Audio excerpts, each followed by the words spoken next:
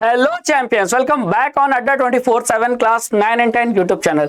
तो आज के सेशन में बात करूं तो आज मैं आपको बताने वाला हूं कि साइंस सब्जेक्ट में कैसे आप मोर देन 95% स्कोर कर सकते हैं। साइंस सब्जेक्ट एक काफी स्कोरिंग सब्जेक्ट होता है और अगर आप चाहते हो कि बोर्ड एग्जाम में बेहतरीन नंबर लाना, टॉपर जैसे मार्क्स लाना, तो उसमें आपकी मदद साइंस सब्जेक्ट कर सकता है। लेकिन उसका रास्ता, स्कोर करने का तरीका, टिप्स आपके पास होने चाहिए, वो हैक्स होने चाहिए आपके पास जो आपको साइंस में मोर देन 95% स्कोर करने में हेल्प करें। तो चलिए इस सेशन में मैं आपको वो टिप्स देने वाला हूं जिसको आप फॉलो करके साइंस में बेहतरीन स्कोर ला सकते हैं और अपने नाम को टॉपर की लिस्ट में ऐड करा सकते हैं, है ना। तो जैसा कि आप देख रहे हो साइंस में टॉप करने के सीक्रेट टिप्स, ये सीक्रेट टिप्स जरूर फॉलो करना बच्चों, किसी से शेयर मत करना। लेकिन वो टिप्स है क्या सर, वन बाय वन मैं एक्सप्लेन करता हूं, है ना। तो सबसे पहले अगर बात करें तो आप यहां देख रहे हो, इसको मैं एक नॉवेल से जोड़ता हूं, है ना। एक फेमस ब्राजीलियन ऑथर जिनका नाम है पाउलो कोएल्हो, उनकी एक फेमस नॉवेल थी जिसका नाम है द एल्केमिस्ट। और एल्केमिस्ट में उन्होंने क्या कहा है, बहुत फेमस है ये नॉवेल, है ना। शायद आपने नाम सुना हो, अगर नहीं सुना है तो अगर इसके बारे में आप पढ़ेंगे तो आपको पता चलेगा बहुत ज्यादा दुनिया में ये पॉपुलर नॉवेल है। इस नॉवेल में ऑथर ने क्या कहा कि जब आप किसी चीज को अपने दिल से चाहते हो तो पूरी कायनात, पूरी यूनिवर्स लग जाती है उस चीज को आपसे मिलाने के लिए। तो अगर आप ये ठान लो कि मुझे बोर्ड एग्जाम में साइंस में 95% से ज्यादा स्कोर करना है तो पूरी कायनात लग जाएगी आपको ये स्कोर दिलाने में। लेकिन सोचना दिल से पड़ेगा, पूरी मन तन से आपको साइंस के बारे में सोचना पड़ेगा, प्रिपरेशन के बारे में सोचना पड़ेगा, तब जाकर आप 95% से ज्यादा स्कोर कर पाओगे, है ना। तो ये नॉवेल से ये कहानी जुड़ती है। तो हमारी कहानी, हम जो क्लास 10 के बच्चे हैं, हमारी कहानी भी कुछ ऐसी है। तो चीजों को दिल से सोचोगे, साइंस के बारे में दिल से सोचोगे कि हाँ हमको प्रिपरेशन करना है, ठीक है, तब जाकर आप उस चीज को कर पाओगे। अब टिप्स की बात करें तो चलिए टिप्स को मैं आपके साथ शेयर करता हूं। सबसे पहली tip, previous year question paper solve करना। अब मैं ये क्यों कह रहा हूं, previous year question paper solve करने से क्या फायदा है। तो बच्चों, प्रीवियस ईयर क्वेश्चन पेपर आप अगर सॉल्व करोगे तो आपको साइंस के हर चैप्टर से किस टाइप के क्वेश्चन बन सकते हैं, किस कैसे वैरायटी के क्वेश्चन बन सकते हैं, किस पैटर्न के क्वेश्चन बन सकते हैं, ये आपको आइडिया लग जाता है ना। और इन्हीं में से कभी कभी क्वेश्चन रिपीट भी होते हैं। तो आप सीबीएसई के वेबसाइट पे प्रीवियस ईयर क्वेश्चन देख सकते हैं, जाइए प्रीवियस ईयर क्वेश्चन को सॉल्व कीजिए और इससे आपको बहुत ज्यादा आइडिया मिलेगा, क्वेश्चन प्रैक्टिस करने को भी मिलेगा और क्या क्वेश्चन बन सकते हैं, वैरायटी ऑफ क्वेश्चन भी मिल जाएंगे, है ना। तो जरूर प्रीवियस ईयर क्वेश्चन पेपर आप सॉल्व करें। अगर आप ये फॉलो करते हैं, अब आप कहोगे सर कितने साल पुराना, तो एटलीस्ट 5 इयर्स पुराने क्वेश्चन पेपर को सॉल्व करना बहुत जरूरी है ना। चलिए, अब इससे आपको मैंने क्या बोला कि आपको पेपर पैटर्न का आइडिया होगा, है ना। पेपर पैटर्न कई टाइप का होगा। अब paper pattern type of question मदद करेगा जानने में, है ना। प्रीवियस ईयर क्वेश्चन जब आप सॉल्व करोगे ना तो आपको यह पता चलेगा कि एग्जाम में सीबीएसई कई डिफरेंट टाइप के क्वेश्चन पूछती है ना। जैसे कि सर, तो उसमें जैसे डायग्राम बेस्ड क्वेश्चन भी आते हैं। एनसीईआरटी के बुक में जितने भी डायग्राम है वो डायग्राम लेबलिंग के साथ जरूर पूछे जाते हैं, या तो लेबल करने को पूछे जाते हैं या फिर उस डायग्राम से फंक्शन पूछ लिए जाते हैं। तो इसका मतलब प्रीवियस ईयर क्वेश्चन जब आप सॉल्व करोगे तो आपको यह पता चलेगा कि डायग्राम बेस्ड क्वेश्चन भी पूछे जाते हैं। तो इसका मतलब कि हमको डायग्राम बेस्ड क्वेश्चन भी प्रिपेयर करना है। बुक में एक भी डायग्राम आप मत छोड़िए, सारे डायग्राम जो आपके सिलेबस में उसे पढ़ के जाइए, कोई ना कोई डायग्राम आपके बोर्ड एग्जाम में पूछ लिया जाएगा, ठीक है। तो ये पहली वैरायटी हो गई क्वेश्चन की। दूसरा, case based question. Case based question में जो भी आपके चैप्टर हैं, चैप्टर से रिलेटेड, किसी कंसेप्ट से रिलेटेड एक पैराग्राफ देकर उस पर बहुत सारे क्वेश्चन पूछ लिया जाता है ना। और केस बेस्ड क्वेश्चन में फिर जो पैराग्राफ है उसको पढ़ने के बाद उसमें से जो भी इंफॉर्मेशन मिली आपको, उससे फिर आप जो क्वेश्चन पूछे गए हैं उसका आंसर देना होता है। तो एक वैरायटी ये भी है, तो इसकी भी प्रैक्टिस करनी पड़ेगी, है ना। फिर अगर बात करें सर, इसके अलावा एग्जाम्पल बेस्ड, कई बार क्वेश्चन में ये पूछ लेते हैं सीबीएसई वाले कि आप इस क्वेश्चन का आंसर दीजिए एग्जाम्पल के साथ। तो हमको एनसीईआरटी के बुक में दिए गए एग्जाम्पल याद होने चाहिए, और वो एग्जाम्पल अगर हम वहां बोर्ड एग्जाम की आंसर शीट में लिखेंगे तो हमें फुल मार्क्स मिलेगा, कभी भी नंबर नहीं कटेगा। और अगर नंबर नहीं कटेगा तो 95% से ज्यादा हम इस आसानी से स्कोर कर सकते हैं। तो एग्जाम्पल बेस्ड क्वेश्चन भी हमारे पास रेडी होना चाहिए, प्रैक्टिस होना चाहिए। ठीक है, चलिए अगले की बात करें तो फॉर्मूला बेस्ड न्यूमेरिकल्स है ना। फॉर्मूला बेस्ड न्यूमेरिकल्स आपको पता है, लाइट चैप्टर, इलेक्ट्रिसिटी चैप्टर, ये सब चैप्टर ऐसे हैं जहां न्यूमेरिकल्स बनते हैं और न्यूमेरिकल्स फॉर्मूले पे बेस्ड होते हैं, और वहां फॉर्मूला हमको पता होना चाहिए, न्यूमेरिकल्स की प्रैक्टिस होनी चाहिए। अगर फॉर्मूला और प्रैक्टिस नहीं है न्यूमेरिकल्स की तो ऑन द स्पॉट हमसे क्वेश्चन सॉल्व हो जाए न्यूमेरिकल का, ऐसा पॉसिबिलिटी नहीं होती, क्योंकि कभी कभी ट्रिकी क्वेश्चन आ जाता है। लेकिन अगर हम पहले से हम प्लान करके चले, पहले से प्रिपेयर होकर चलेंगे, जैसे कि अगर लाइट चैप्टर में बात करें तो लेंस और मैग्निफिकेशन का फॉर्मूला, मिरर का फॉर्मूला, कब m की वैल्यू माइनस होती है तो उसका क्या मतलब है, मैग्निफिकेशन की वैल्यू प्लस होती है तो इसका क्या मतलब है, ये सारे कंसेप्ट है ना। तो ये कंसेप्ट जिसका स्ट्रांग होगा वही तो न्यूमेरिकल सॉल्व कर पाएगा। कब हम फोकल लेंथ पॉजिटिव लेते हैं, कब फोकल लेंथ नेगेटिव लेते हैं, ये सब कंसेप्ट है, और ये आप न्यूमेरिकल प्रैक्टिस के बाद ही ये न्यूमेरिकल आपका स्ट्रांग बनता है, और एग्जाम में न्यूमेरिकल आते हैं तो आपका गलत नहीं होता है। उसी तरह इलेक्ट्रिसिटी चैप्टर की बात करें तो वहां आपका पावर का फॉर्मूला है, हीटिंग इफेक्ट ऑफ करंट का फॉर्मूला है, रेजिस्टेंस का फॉर्मूला है, फिर आपका करंट का फॉर्मूला है। तो ये सारे फॉर्मूले आपको एकदम क्लियर होने भी चाहिए, सबकी एसआई यूनिट भी क्लियर होनी चाहिए, और साथ ही साथ न्यूमेरिकल की प्रैक्टिस होनी चाहिए। क्योंकि अगर एग्जाम में आपने सारा कुछ सॉल्व किया न्यूमेरिकल, लेकिन यूनिट लिखना भूल गए तो भी नंबर कट जाता है। तो ये चीजें, ये एरर कब नहीं होता, ये मिस्टेक कब नहीं करते आप, जब प्रैक्टिस करते हो। तो इसीलिए न्यूमेरिकल की प्रैक्टिस जितना हो सके मैक्सिमम कीजिए, है ना। और अड्डा 24/7 क्लास 9 और 10 यूट्यूब चैनल पे आपको मैं इतनी ज्यादा न्यूमेरिकल की प्रैक्टिस कराऊंगा जहां आपको ये छोटी छोटी जो मिस्टेक है वो कभी रिपीट नहीं होगी। फिर बात करें अगर नए वैरायटी की, तो डिफिनीशन और ड्रॉबैक वाले क्वेश्चन भी आते हैं। डायरेक्ट डिफिनीशन पूछ सकता है, what is catenation, what is electric potential, है ना, व्हाट इज इकोसिस्टम। तो ये डिफिनीशन बेस्ड भी क्वेश्चन आने चाहिए, तो इसकी भी हमको प्रैक्टिस होनी चाहिए।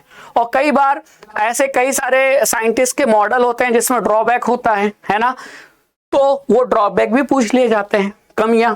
तो ये डिफरेंट वैरायटी के क्वेश्चन सीबीएसई बोर्ड एग्जाम में पूछे जाते हैं, और इन सभी एग्जाम के क्वेश्चन की हमारे एग्जाम के पॉइंट ऑफ व्यू से प्रैक्टिस होनी चाहिए, है ना।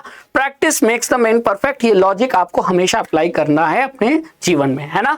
चलिए फिर बात आती है प्रैक्टिस मेक्स परफेक्ट, है ना। ये तो बात आपको समझ में आ गई, लेकिन सर कभी कभी प्रैक्टिस करें तो कैसे करें। तो बहुत सारे मार्केट में गाइड अवेलेबल हैं, बहुत सारे स्टडी मटेरियल अवेलेबल है जो उसमें आपको क्वेश्चन मिल जाएंगे, न्यूमेरिकल भी, थ्योरेटिकल भी और डायग्राम बेस्ड। वहां से आप इसके क्वेश्चन की प्रैक्टिस कर सकते हैं। जितना ज्यादा प्रैक्टिस उतना हाई प्रोबेबिलिटी स्कोर करने की, है ना। चलिए फिर आगे चलते हैं, और अगर टिप्स की बात करूं तो नेक्स्ट जो टिप्स है रिप्रेजेंटेशन।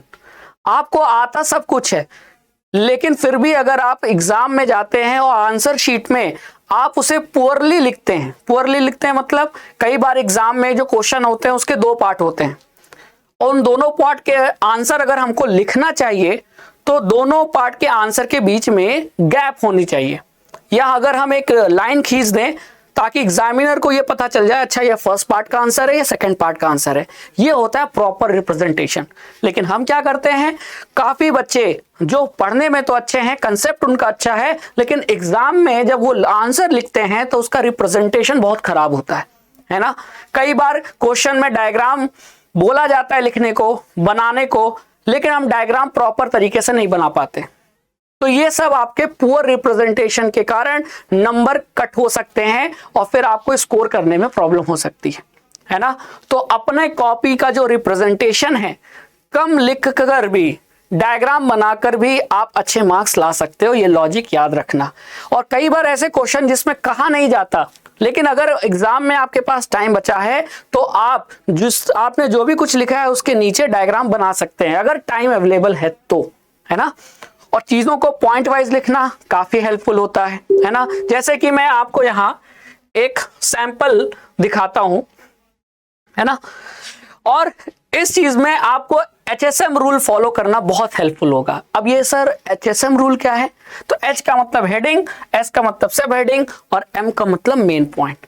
तो रिप्रेजेंटेशन के लिए आप ये रूल फॉलो कर सकते हैं। जैसे मान लो आपको एग्जाम में कॉपी मिली, अब आप अगर कुछ लिख रहे हैं तो सबसे पहले हेडिंग डाल दीजिए, आंसर में हेडिंग डाल दीजिए कि किस बारे में आप लिख रहे हैं। अगर उसका कोई सब हेडिंग है ना, तो वो लिख दीजिए। जैसे आपसे मान लीजिए एक्सट्रैक्शन ऑफ मेटल्स के 2 प्रोसेस पूछे गए, तो यहाँ कंसंट्रेशन है, यहाँ कैल्सिनेशन है ना, तो ये 2 सब हेडिंग हो गए। लेकिन हेडिंग तो मेन हेडिंग तो आपका एक्सट्रैक्शन है, इसमें पहला है कंसंट्रेशन ऑफ ओर, इसके बाद कैल्सिनेशन, तो ये 2 सब हेडिंग हो गए।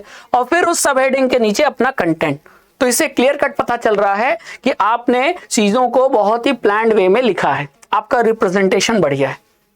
और हमेशा 2 डिफरेंट क्वेश्चन के आंसर लिखते समय उस आंसर के बीच में गैप जरूर रखिए, 1 लाइन का, 2 लाइन का, है ना, ताकि आपको मिक्स ना हो, एग्जामिनर आपकी कॉपी देखकर खुश हो जाए, है ना। और कॉपी में अगर आप उसमें ब्लू ब्लैक पेन यूज करते हैं तो बहुत ही बढ़िया है ना, उससे आपका रिप्रेजेंटेशन और बढ़िया हो जाता है। तो HSM रूल फॉलो करना मस्ट है ना, अगर आप चाहते हो बढ़िया स्कोर लाना। चलिए ये भी बात हो गई। अब आगे चलते हैं और नेक्स्ट देखते हैं NCERT एक्टिविटीज। अभी मैंने आपको बताया कि जो केस बेस्ड क्वेश्चन है, अब केस बेस्ड क्वेश्चन में अधिकतर जो NCERT के बुक के इनसाइड जो एक्टिविटीज दी गई हैं उनसे क्वेश्चन बन जाता है। अगर आप NCERT की बुक देखोगे तो अक्सर आपको एक्टिविटी उसमें जरूर मिलेगी हर चैप्टर में, और वो एक्टिविटी आपको नहीं मिस करना है। टॉपर बच्चे कभी भी NCERT एक्टिविटी को मिस नहीं करते, पढ़ के जाते हैं, क्योंकि उस एक्टिविटी से भी क्वेश्चन बन जाता है और अधिकतर केस में केस बेस्ड क्वेश्चन पूछ लिए जाते हैं। तो don't miss any NCERT activities. If you are a topper, then go through every NCERT activities and derive its conclusion and question will be asked. पूछे जा सकते हैं क्वेश्चन, आपको रेडी रहना है ना। ये एक अच्छे स्टूडेंट की, एक ब्राइट स्टूडेंट की, एक टॉपर स्टूडेंट की पहचान होती है। नहीं तो एवरेज स्टूडेंट क्या करते हैं, NCERT एक्टिविटी छोड़ देते हैं, क्वेश्चन आता है वो भी छोड़ देते हैं, और उनका स्कोर जो कि 95 से ऊपर आ सकता था वो 80-70 तक आ जाता है ना। यही गलती होती है। छोटे छोटे जो पॉइंट्स हैं आपको ध्यान रखने हैं। फिर अगर बात करें आगे नेक्स्ट पॉइंट की, तो solving CBSE sample paper. CBSE हर साल एग्जाम पैटर्न को क्लैरिफाई करने के लिए कि CBSE बोर्ड एग्जाम में जो क्वेश्चन आएंगे वो कितने मार्क्स के आएंगे, किस टाइप के आएंगे, CBSE अपने वेबसाइट पे सैंपल पेपर अपलोड करती है। और अगर हम बात करें CBSE बोर्ड एग्जाम 2023 में जो होने वाला है, उसके लिए पहले से ही सितंबर वीक के आसपास, सितंबर के 1st-2nd वीक तक CBSE अपने वेबसाइट पे सैंपल पेपर अपलोड कर सकती है। और जैसे ही CBSE सैंपल पेपर अपलोड करती है, उस सैंपल पेपर को पहले ध्यान से चेक कीजिए, पहले सॉल्व मत कीजिए, पहले ये चेक कीजिए कि किस टाइप के क्वेश्चन पूछे गए हैं, कितने मार्क्स के क्वेश्चन पूछे गए हैं, है ना। तो यानी कि आपका जो बोर्ड एग्जाम होगा वो भी उसी पैटर्न को फॉलो करते हुए होगा, और आपके स्कूल में जो प्री बोर्ड होगा वो भी उसी पैटर्न को फॉलो करेगा। तो अगर आपको पैटर्न देखना है तो you must go through CBSE sample paper. अब CBSE सैंपल पेपर की जो वेबसाइट है वो कहां से आपको मिलेगी, तो आप अगर यहां क्लिक करोगे, ठीक है, कंट्रोल प्रेस करके जब आप यहां क्लिक करोगे तो आप सीधे वेबसाइट पे चले जाओगे CBSE सैंपल पेपर की, और वहां से आप CBSE सैंपल पेपर डाउनलोड कर सकते हो। फिलहाल अगर अभी की बात करें तो अभी CBSE सैंपल पेपर नहीं अपलोड हुआ है साइंस का, जल्द ही अपलोड हो जाएगा, और जैसे ही अपलोड होता है प्लीज गो थ्रू इट, है ना। It will help to score more than 95% in science, है ना। और ये चीज हर सब्जेक्ट में लागू होती है, ऐसा नहीं कि साइंस की बात कर रहा हूं, ठीक है, लेकिन मेरा सब्जेक्ट साइंस है तो मैं स्पेशली साइंस की बात कर रहा हूं। तो प्रीवियस ईयर क्वेश्चन और सैंपल पेपर CBSE का केवल कभी भी मिस नहीं करना है ना। इसको अगर आप प्रैक्टिस कर रहे हैं तो सैंपल पेपर भी प्रैक्टिस कीजिए और प्रीवियस ईयर क्वेश्चन पेपर भी प्रैक्टिस कीजिए, ठीक है, क्लियर। तो thank you so much. I think ये जेनरिक वीडियो आपके बहुत लाभदायक होगा, बहुत ही हेल्पफुल होगा। अगर आपने इन टिप्स को फॉलो कर लिया तो साइंस में आप सभी भीड़ से बहुत आगे निकल जाएंगे, है ना। तो थैंक यू सो मच। इसी तरह अड्डा 24/7 क्लास 9 और 10 यूट्यूब चैनल पे पढ़ते रहिए। अगर आपको स्टडी रिलेटेड कोई भी डाउट आता है तो आप अड्डा 24/7 ऐप पर अपने डाउट को फोटो क्लिक करके हमें भेज सकते हैं, हम उस डाउट को क्लियर करेंगे। ठीक है, तो यूज अड्डा 24/7 app for asking doubt and thank you so much for the session. Science में मोर देन 95% स्कोर करने की जो ट्रिक है वो तो मैंने आपको बता दी, स्ट्रैटेजी डिस्कस कर ली, प्लानिंग डिस्कस कर ली, लेकिन अब मुद्दा ये है कि क्या आप उस प्लानिंग पे अगले कुछ महीने वर्क कर पाते हो क्या? अगर मैंने आपको ये प्लानिंग बताई है तो बहुत जरूरी है कि आप इस प्लानिंग पे अगले कुछ महीने बहुत डेडिकेशन के साथ वर्क करें, और आपके स्टडी में आपको हेल्प करने हमारी फैकल्टी की टीम अवेलेबल है। अब कैसे हम हेल्प करेंगे तो उसका मैं प्रोसेस बता सकता हूं। हमने एक पेड बैच लॉन्च किया है क्लास 10 बोर्ड एग्जाम के बच्चों के लिए, और इस पेड बैच का नाम है निश्चय। आप इस पेड बैच में यानी निश्चय बैच में एनरोल करा सकते हैं, और एनरोलमेंट का प्रोसेस मैं आपको समझाता हूं। आपको अड्डा 24/7 ऐप से भी आप निश्चय बैच परचेज कर सकते हैं, और अड्डा की वेबसाइट से भी परचेज कर सकते हैं। तो यहां मैंने गूगल ओपन किया है, गूगल पे अगर आप जाएंगे और अगर टाइप करेंगे अड्डा 24/7 तो ये वेबसाइट ओपन हो जाएगी, है ना। अड्डा 24/7 की इस वेबसाइट को आप जब क्लिक करेंगे तो आपको यहाँ ऑल कोर्सेज पे जाना है। ऑल कोर्सेज में यहां अगर आप ध्यान से देखो तो यहां आपको K12 मिलेगा, तो K12 सेगमेंट पे क्लिक करना है। अब फिर K12 में आपको क्लास 10 पे क्लिक करना है। क्लास 10 पे क्लिक करोगे तो यहां लिखा हुआ मिलेगा आपको CBSE बोर्ड क्लास 10th, इस पे आपको क्लिक करना है। और जैसे ही आप इस पे क्लिक करोगे आपको यहां निश्चय batch for class 10th student यहां दिख जाएगा। आप इस बैच पे क्लिक करो। अब जब इस बैच पे क्लिक करोगे तो इस बैच की सारी डिटेल्स आपको यहां अवेलेबल हो जाएगी, है ना। और अगर आप इस डिटेल को ध्यान से देखोगे तो यहां आपको दो चीज ऑफर हो रही है, 9 मंथ्स का कोर्स और 3 मंथ्स का कोर्स, है ना। अगर आप चाहते हैं फुल फ्लेज प्रिपरेशन करना, सारे सिलेबस हर सब्जेक्ट के कवर करना, तो आप 9 मंथ का ये कोर्स ले सकते हैं, जिसमें आपके प्री बोर्ड बोर्ड हर टाइप की तैयारी हो जाएगी एकदम गाइडेंस के साथ, और आपके डाउट को भी क्लियर किया जाएगा। और जो भी हम आपको पढ़ाएंगे उसका notes, question, previous year question, MCQ, मतलब हर टाइप के question, case based, diagram based, जो कि मैंने आपके साथ डिस्कस किया, सभी कुछ पढ़ाया जाएगा, वो भी गाइडेंस के साथ, डाउट क्लियरेंस के साथ। और अगर आप चाहते हो कि ये 9 मंथ्स का कोर्स नहीं लेना तो आप 3 मंथ्स का कोर्स भी ले सकते हो, ठीक है। अगर आपको 3 मंथ्स पढ़ने के बाद ये लगा कि नहीं मुझे कंटिन्यू करना चाहिए, तो आप डिफरेंस अमाउंट पे करके इस 9 मंथ के कोर्स में ट्रांसफर हो सकते हो। अब अगर हम बात करें 9 मंथ के कोर्स की, तो यहां आप प्राइस देख रहे हो 4399, लेकिन ये एक्चुअल प्राइस नहीं है, एक्चुअल प्राइस इससे काफी कम है, ठीक है। अब वो एक्चुअल प्राइस मैं आपको बताता हूं। आप जब बाई नाउ पे क्लिक करोगे तो यहां आपसे कूपन कोड एंटर करने को कहेगा। आपको कूपन कोड एंटर करना है, और कूपन कोड है आपका टॉपर, TOPPER। और जैसे ही आप ये टॉपर यहां अप्लाई करोगे कोड, तो आप देखोगे यहां जो प्राइस है वो 4399 से कम होकर 2999, यानी लगभग अप्रॉक्स 3000 का, है ना। 2999 का ये कोर्स है, जिसमें आप इनरोल करके निश्चय बैच ज्वाइन कर सकते हो और अपनी क्लास 10 की प्रिपरेशन हमारी एक्सपर्ट फैकल्टी की टीम के साथ कर सकते हो। तो गो एंड ज्वाइन निश्चय बैच, ऑफर काफी कम समय के लिए अवेलेबल है, तो पहले आए पहले पाएं। Thank you so much.